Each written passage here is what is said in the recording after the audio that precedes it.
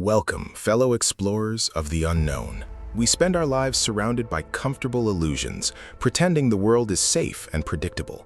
But occasionally, someone asks a simple question on the internet, like on Reddit, asking, "What is a creepy fact you know?"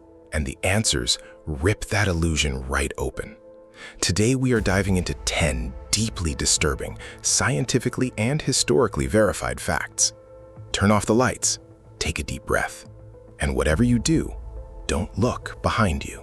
When a person dies due to some form of strangulation or hanging, the lungs often remain trapped with a pocket of air. You would think a corpse is perfectly still, but if the body is moved by a mortician or coroner, the shift in weight forces that trapped air up through the crushed windpipe. The vocal cords vibrate. The corpse will literally let out a long, raspy sigh, making it look and sound exactly like they are taking one final ragged breath before the air is gone. Morticians call it the death rattle, and no matter how many times professionals hear it, it sends ice through their veins. Right now, you are interacting with ghosts. Based on current mortality rates and user growth, in about 50 years, specifically around the year 2070, the dead will officially outnumber the living on Facebook. It will become the largest digital graveyard in human history. Millions of accounts floating in cyberspace, algorithmically generating birthday reminders for people who have been buried for decades. Their final posts, their photos, their comments will remain frozen in time, sitting on servers in dark rooms, long after everyone who actually knew them is gone. The Golden State Killer was one of the most prolific serial offenders in American history, but his methods were pure psychological torture. After binding and blindfolding his victims, he wouldn't just leave.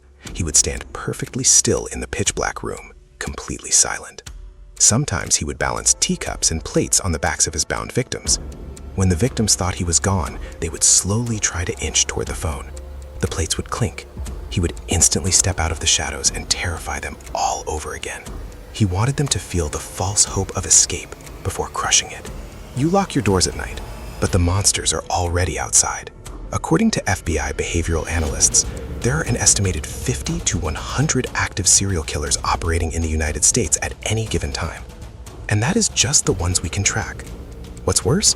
Statistically speaking, if you live in a moderately populated city and go about a normal life, you will walk past at least 16 murderers in your lifetime without ever knowing it. The person in line behind you at the grocery store or the car idling next to you at a red light could be hunting tonight. Nature is far more cruel than any human.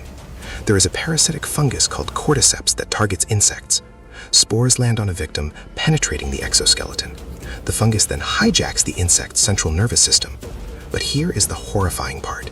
It completely replaces the host's muscle tissue, but leaves the brain perfectly intact. The insect remains entirely conscious, trapped as a prisoner inside its own body, watching helplessly as the fungus forces it to climb to a high branch, bite down with a death grip, and wait to die as the fungus bursts through its skull to infect others. We view bears as territorial. If you leave them alone, they leave you alone. Except for the polar bear. They are the only animals on Earth that actively track and hunt humans as a primary food source. If a polar bear spots you, escaping doesn't mean you are safe. They will smell your tracks and hunt you for miles across the ice. They stand 11 feet tall, weigh 1,700 pounds, and can outrun a horse over short distances. Worst of all, they don't bother killing you before they start eating. To a polar bear, you aren't a threat to be neutralized. You are just meat. In 18th century France, there was a man named Tarrare who suffered from a biological anomaly, an endless, agonizing appetite. He had an impossibly wide mouth and would sweat profusely, smelling like an open sewer. He ate live animals, swallowing eels whole. When he was admitted to a hospital to find a cure, his hunger drove him mad. He was caught trying to drink the blood of other patients and eating corpses in the morgue.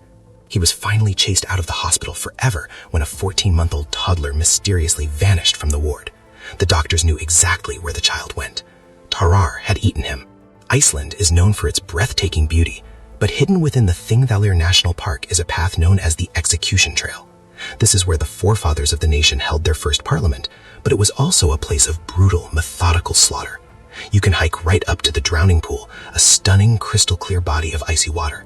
It looks serene until you learn that dozens of women tied in sacks were pushed into that exact spot to suffocate at the bottom. You can stand there today, looking at the beautiful rocks where people were beheaded, hanged, and burned alive. You probably assume your body turns to dust when you die. Not always. Depending on the soil, the billions of bacteria in your gut can trigger a horrifying chemical reaction. Instead of decaying, your body's fat interacts with anaerobic bacteria to create a substance called adipora, or corpse wax. The process, called saponification, literally turns your fat into a hard, waxy soap. It preserves the body perfectly, freezing your final facial expression of agony into a permanent, horrifying wax statue that can last for centuries underground. In the late 1920s, a Russian scientist named Dr. Sergei Brukhanenko invented a primitive heart-lung machine called the autojector. To test it, he decapitated a dog, drained its blood, and hooked the severed head up to the tubes. The horrifying truth? It worked. The severed head came back to life. When the scientists banged a hammer on the table, the head flinched. When they shined a light in its eyes, it blinked. It even licked a swab of citric acid off its lips. For a brief, agonizing window of time, a living, conscious soul was trapped inside a severed head on a metal plate. Sweet dreams.